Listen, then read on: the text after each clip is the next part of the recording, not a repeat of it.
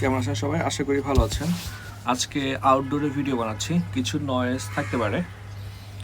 দেখেন, আজকে বৃহস্পতিবার 26 ডিসেম্বর আমাদের বাংলা সাহিত্যে একটা ব্যাচ সামনে শুরু হবে।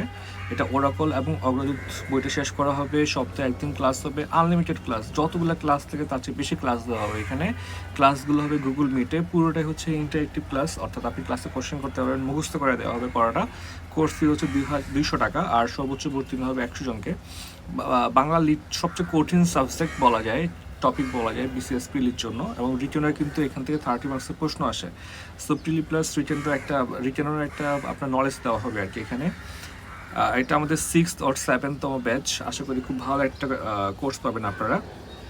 দেখেন, ভারতীয় হাই কমিশনারদের বাংলাদেশ বিদ্বেষ, তো এখানে যেটা বলার ট্রাই করা হয়েছে, ভারতের কূটনীতিকরা লাগাম ছাড়া মিথ্যাচার শুরু করেছেন। একজন কূটনৈতিক দাবি করেছেন এ দেশের উপর ডক্টর মোহাম্মদ ইউনূসের কোনো নিয়ন্ত্রণ নাই, দেশ এখন ইসলামী গোষ্ঠীগুলো চালায়। এই ধরনের কথাবার্তাগুলো হচ্ছে বাংলাদেশের ইমেজ ডাউন করার জন্য বিশ্বব্যাপী এটা ছড়ানো হচ্ছে। এবং আপনারা জানেন, ইকোনমিস্টের সাথে ডক্টর মোহাম্মদ ইউনূসের একটা বক্তব্য, একটা ইন্টারভিউ হয়েছে, সেখানে কিন্তু আপনার এই যে ইকোনমিস্ট প্রশ্ন করছে যে ইসলামিক এক্সট্রিমিস্ট উঠে আসার সম্ভাবনা আছে নাকি, এবং ইউনূস এটা আপনার রিজেক্ট করেছে। তো এই ধরনের কোশ্চেনগুলো উঠে আসতেছে মূলত ভারতের অপপ্রচারের জন্য। ভারত একটা বন্ধু রাষ্ট্র হিসেবে একটা রেসপেক্টফুল বিহেভও করতেছে না। যে দেখেন, চাঁদপুরে যে হত্যাকাণ্ড হয়েছে, ক্ষোভে মাস্টারকে পরে নিজে বাঁচতে বাকিদেরকে হত্যা করা হয়। র্যাব জানিয়েছে মূলত পর্যাপ্ত বেতন ভাতা ছুটি না দেওয়ার জন্য হচ্ছে হত্যাকাণ্ড হয়েছে। দেখেন, এটা খুবই খারাপ একটা কাজ হয়েছে। তো এই ধরনের ইস্যুগুলো হচ্ছে এখন যাতে না বাড়ে, ইন দ্য মিন টাইমে হচ্ছে একজন এমপ্লয়ির হচ্ছে বেতন ভাতার রাইটস, এবং এগুলো কিন্তু আপনার একজন নিয়োগকর্তাকে বুঝতে হবে। সো এগুলোর জন্য যেই আপনার লেবার ল আছে বা আদার লগুলো আছে, এগুলো কিন্তু একটু প্রচার করা লাগবে, বা যে সরকারি বডিগুলো আছে তাদের উচিত হচ্ছে এগুলো নিয়ে কাজ করা। কারণ ফ্রাস্ট্রেশনাল যে ইস্যুগুলো, এগুলো কিন্তু বাংলাদেশের জব মার্কেটের অবস্থা খুবই খারাপ, এবং প্রচুর আপনার এবিউজ করা হচ্ছে আপনার এমপ্লয়ীদেরকে। যাক, আপনারা জানেন যে 47-এ আমাদেরকে জিকে মডেল টেস্টের ব্যাচ চলছে, আপনারা ভর্তি হতে পারবেন। প্রায় 35টা মডেল টেস্ট ফি মাত্র 70 টাকা, অর্থাৎ প্রায় 2 টাকা করে প্রতিটা মডেল টেস্ট। 2টা পরীক্ষা হয়েছে, 20 তারিখ 25 তারিখের। তো এই পরীক্ষাগুলো আপনার যে কোনো সময় দিতে পারবেন, সমস্যা নেই।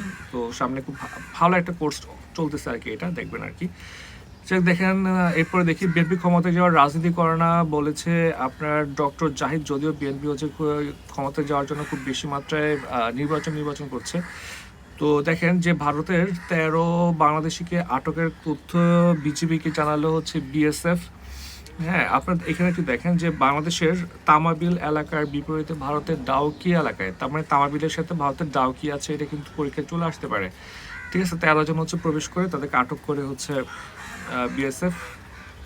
দেখেন, সবচেয়ে ভয়াবহ ব্যাপার হচ্ছে বগুড়াতে একজন নারী সমন্বয়ককে ধর্ষণের হুমকি দেওয়া হয়েছে, এবং সমন্বয়কদেরকে অপহরণ করা হচ্ছে, হত্যার হুমকি দেওয়া হচ্ছে। এগুলো কিন্তু মানে দেখা উচিত।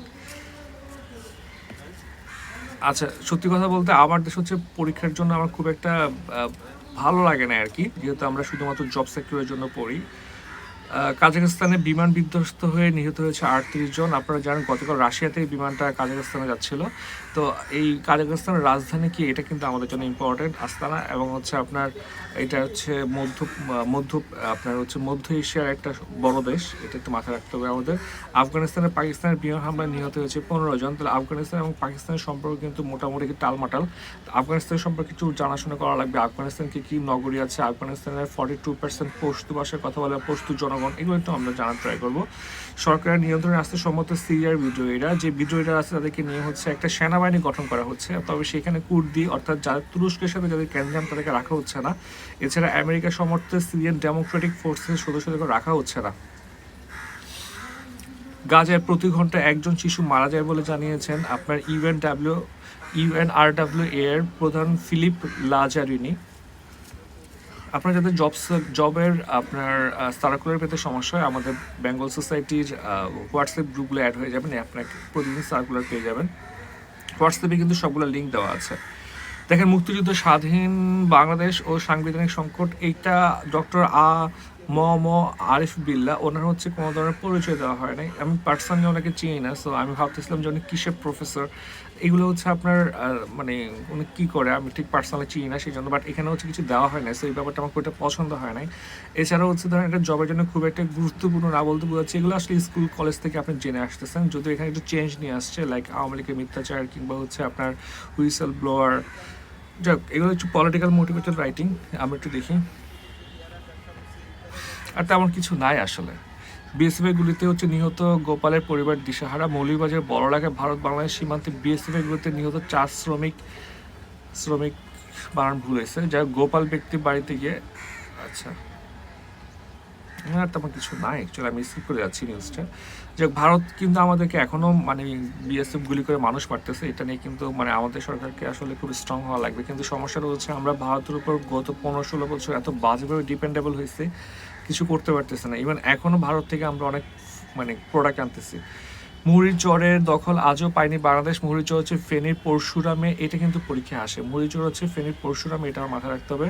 পদ্মায় গতকাল বিশাল বড় একটা আপনার হচ্ছে কুমির পাওয়া গেছে, প্রায় 11 ফিট লম্বা। আমি ছবিটা দেখে পুরো অবাক হয়ে গেছে। রাজস্ব ঘাটতি মেটাতে ব্যাংক ঋণ নিচ্ছে সরকার, এটা নেওয়া হবে, এটা আশা করি মোটামুটি। যেই সমস্যা হয়েছে 15-16 বছরে, এটা সলভ করতে একটু টাইম দেওয়া লাগবে। দেখেন ভারত থেকে 15,000 টন চাল আসছে, ভারতের উপর আমরা এত ডিপেন্ডেন্সি বাড়ায় ফেলছি যে এখন আসলে ভারতকে সরাসরি অ্যাভয়েড করা যাচ্ছে না। এটা হচ্ছে খেলাধুলা আমাদের খুব একটা প্রয়োজন নাই। দেখেন খবর হচ্ছে আমার দেশে আরাকানের মর্যাদায় ফিরে যেতে চান রোহিঙ্গারা, উখিয়া ওলামা সমাবেশ, এবং ওদেরকে মোবিলাইজ করে রাখা লাগবে। মানে বাংলাদেশে যাতে কোনোভাবে থেকে যাওয়ার প্ল্যান করতে না পারে, সে ব্যাপারে হচ্ছে সবসময় তাদেরকে মোবিলাইজ করতে হবে আমাদেরকে। সালমানের চাপে দেওয়া ঋণের সবই খেলাপি। আমাদের এই সালমান এফ রহমান লাস্টের দিকে, মানে লাস্টের দিকে কেন সবসময় হচ্ছে খুব বেশি মাত্রায় ইকোনমিটা ধ্বংসের পিছনে ওনার কিন্তু বিশাল বড় একটা হাত আছে। মানে এবং এই সবচেয়ে বেশি সাফার করতেছে কিন্তু মিডল ক্লাস এবং লোয়ার ক্লাস মানুষগুলা, অথচ যারা হচ্ছে রিচ তারা হয়তো সার্ভাইভ করে যাচ্ছে। এই হচ্ছে আপনার আজকের আমার দেশ। সবাইকে অসংখ্য ধন্যবাদ।